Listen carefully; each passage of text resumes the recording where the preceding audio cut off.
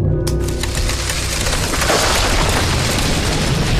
my name is Chloe from the Economics Tutoring Center at Arizona State University, and today we're going to be doing a tutorial on the tools of the Federal Reserve. Before moving forward, the notation may vary from professor to professor, so always check with your class notations. So now let's do some problem for tools of the Federal Reserve. So question 1 reads, how would the Fed have to change the reserve requirements in order to increase the money supply? To review, the reserve requirement is the amount banks must hold in cash. So this is determined by the Federal Reserve.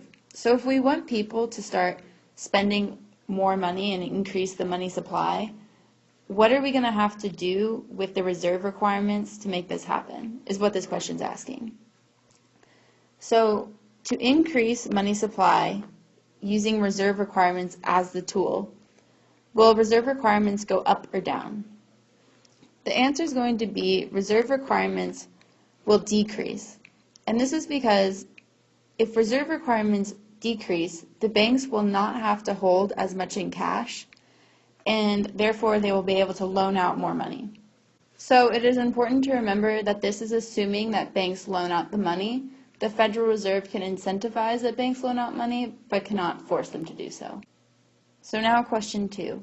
What would the Fed have to do to the discount rate so that money supply decreases? So we want our money supply to decrease. And as a reminder, the discount rate is the interest rate the Federal Reserve charges a member bank for a loan. So to decrease the money supply, the discount rate is going to increase. And as the discount rate goes up, it is more expensive for a bank to get a loan from the Fed. And studies have found as the rate goes up, banks are willing to take fewer risks and will loan out less money, therefore decreasing the money supply. So now question 3. How does the Fed have to use open market operations to increase the supply of...